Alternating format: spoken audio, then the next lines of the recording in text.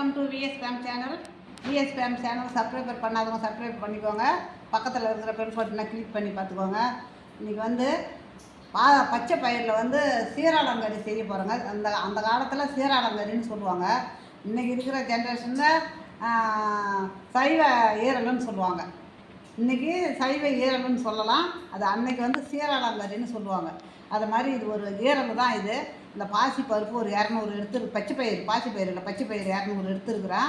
இப்போ அதுக்குள்ளது மிளகு எடுத்துருக்குறேன் ஒரு ஸ்பூனு, பெரிய ஜீரகம் ஒரு ஸ்பூன் எடுத்துருக்குறேன், சின்ன ஜீரகம் ஒரு ஸ்பூனு, உப்பு, கடுகு, பெருங்காயம், தயிர் ஒரு 2 ஸ்பூனு தயிர், மஞ்சத்தூள், எண்ணெய், ஒரு வெங்காயம் பெரிய வெங்காயம், ஒரு தக்காளி, பூண்டு சின்ன பூண்டு 2, பிரிஞ்சி இலை ஒரு 2, கிராம்பு, பட்டை, ஏலக்காய், இவ்வளோ தாங்க இதுக்கு. இப்போ நம்ம எப்படி செய்கிறதுன்னு இதை முதல்ல வறுத்துக்கின்னு எப்படி செய்கிறதுன்னு நான் காமிக்கிறேன். நாங்கள் இதை வறுத்துக்கின்னு வந்து அப்புறம் செய்கிறத பற்றி நான் சொல்கிறேன். அடுப்பு ஆன் பண்ணி வச்சு கடாயை வச்சுட்டேங்க. இப்போ நம்ம பச்சை பயிரை கொட்டிக்கலாம். பச்சை பயிர் கள்ளி மண் இல்லாத சுத்தமாக சீர் பண்ணி எடுத்தாந்துருக்குறேன். இப்போ நம்ம அதை கொட்டிக்கலாம்.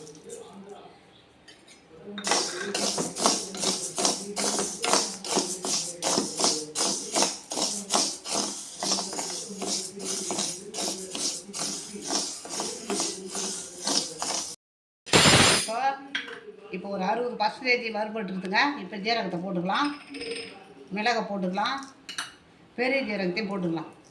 பெரிய ஜீரகம் ஒரு ஆப்ஷன் தான், அது வாசனைக்காக தான். நீங்கள் உங்களுக்கு அந்த வாசனை பிடிக்கலன்னா நீங்கள் போட வேணாம். அது போட்டால் கறி வாசனை வரும், அதுக்காக தான் நான் போடுறேன். இல்லை வேணாம்னா நீங்கள் நிறுத்திக்கலாம். இது அப்படியே ஆறட்டுங்க, வறுபட்டுருது. இப்போ நம்ம அடுப்பை நிறுத்திடலாம். இது அப்படியே ஆறட்டும். நம்ம அதுக்குள்ளே அதுக்கு தேவையானதெல்லாம் ரெடி பண்ணிக்கின்னு அப்புறம் அடுப்புக்கிட்ட வரலாம். அடுப்பு நல்லா ஆறி போச்சு. இப்போ நம்ம மிக்சியில் அரைச்சிக்கலாம். இந்த மாதிரி நல்லா ஆறின பிறகு தாங்க அரைக்கணும்.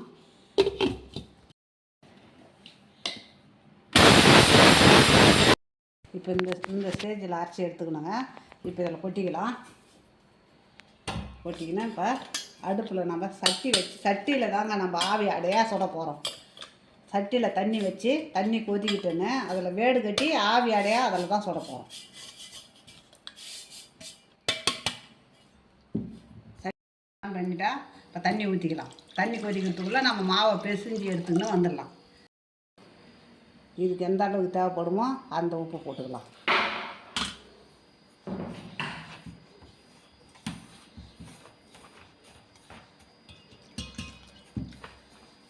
நம்ம அடை மாவு பேசிக்கிற மாதிரி தாங்க பேசினோம். தண்ணிலாம் விடக்கூடாது.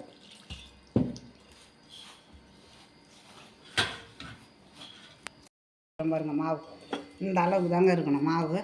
இப்போ நம்ம சட்டியில் வேடு கட்டிக்கலாம்.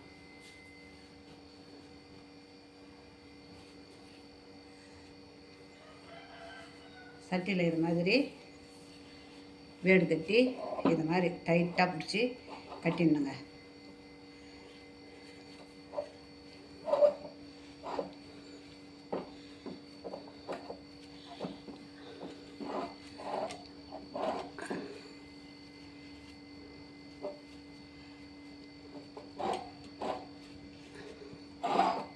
இப்போ கரெக்டாக இருந்ததா? இப்போ அடையை நம்ம தட்டிக்கலாம்.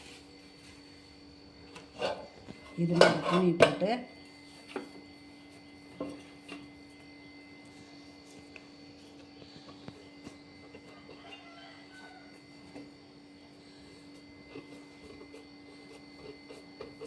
இப்படிதான் வெடிச்சின்னு தான் வரும், ஆனால் வெந்துடும்.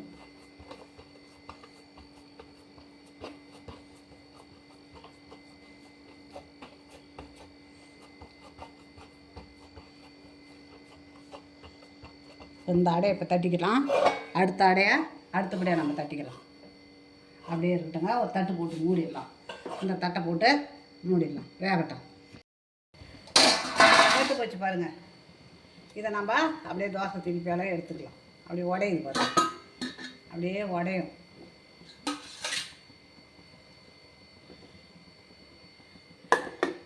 இப்போ இதையும் நாம் தட்டிக்கலாம்.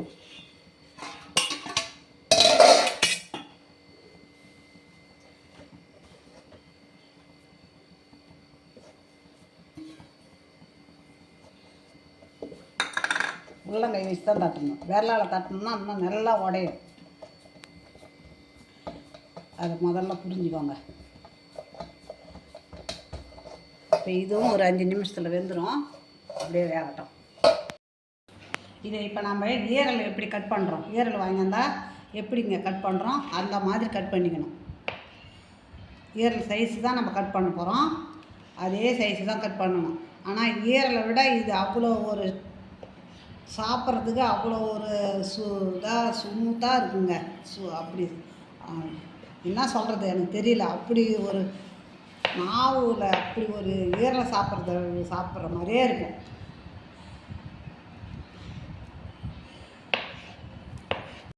எப்படி கட் பண்ணுறோம் அந்த மாதிரி கட் பண்ணிட்டேன் பாருங்கள்.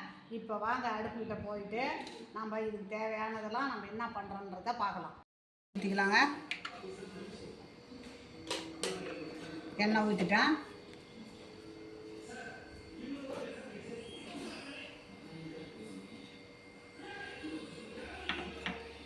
இப்போ பட்டை, லவங்கம், ஏலக்காய், பிரிஞ்சி இலை. இந்த பாருங்கள், பிரிஞ்சி இலை, கிராம்பு, பட்டை, ஏலக்காய். சும்மா வாசனைக்கு தான் இது.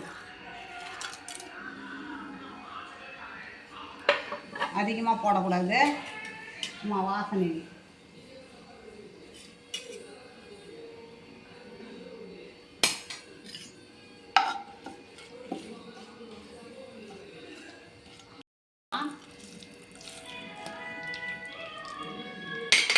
கடுகு,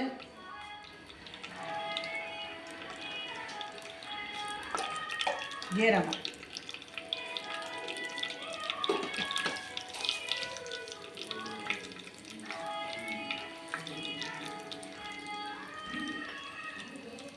தூள் பெருங்காயத்தை போட்டுக்கலாங்க.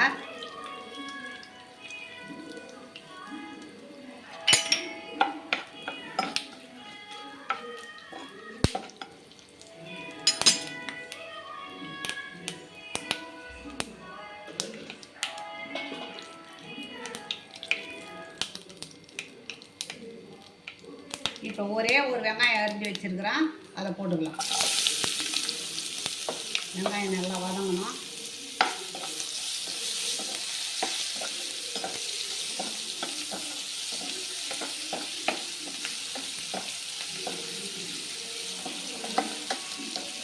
கலர் மாறிடுது. நம்ம இஞ்சி பூண்டு போட்டுக்கலாம்.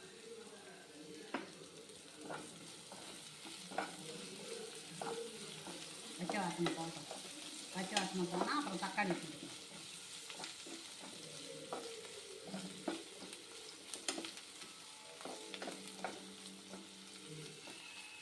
இப்போ நம்ம தக்காளி போட்டுக்கலாங்க. கறிவேப்பிலை போட்டுக்கலாம். தக்காளி போட்டுக்கலாம்.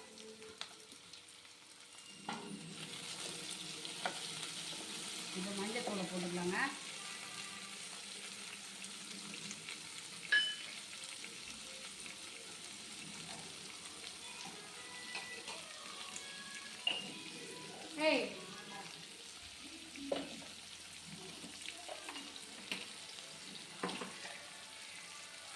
காஷ்மீர் சில்லி கலருக்கு போட்டுக்கலாம். காரம் வேணாம். சும்மா எல்லாம் ஒரு 4 டீஸ்பூன் அதுதான். மல்லித்தூள், கரம் மசாலா.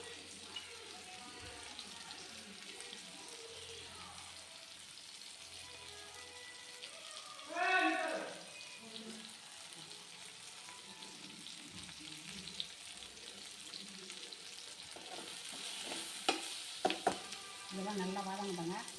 இப்போ 2 ஸ்பூன் தயிர் எடுத்து வச்சுருக்கிறேன் பாருங்க, அதை ஊற்றிக்கலாம்.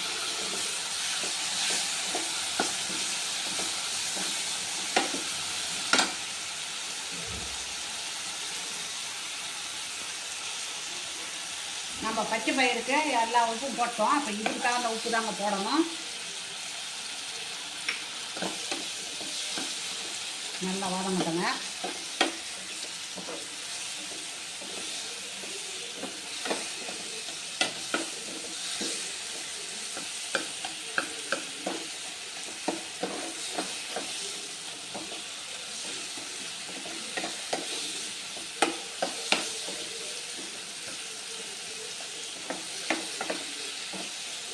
பச்சை பச்சை வாசனை போகணும். நம்ம போட்டு இருக்கிற மசாலாலாம் பச்சை வாசனை போகணும்.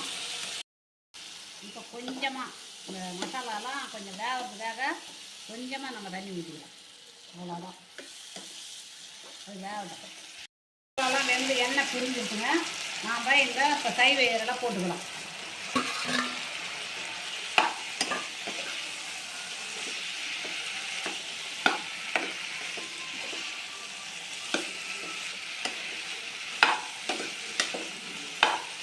ஈரல் எப்படி நம்ம செய்யணுமோ அதே மாதிரி தான் இதையும் செய்யணும்.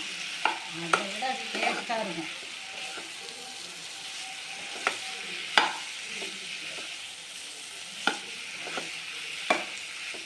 சீராளங்கறின்னு சொல்லுவாங்க எங்கள் அம்மாவெல்லாம் செய்யும்போது. இதை இப்போ எந்த பருப்பில் வேணாலும் செய்யலாம், ஆனால் இந்த சுவை வராது.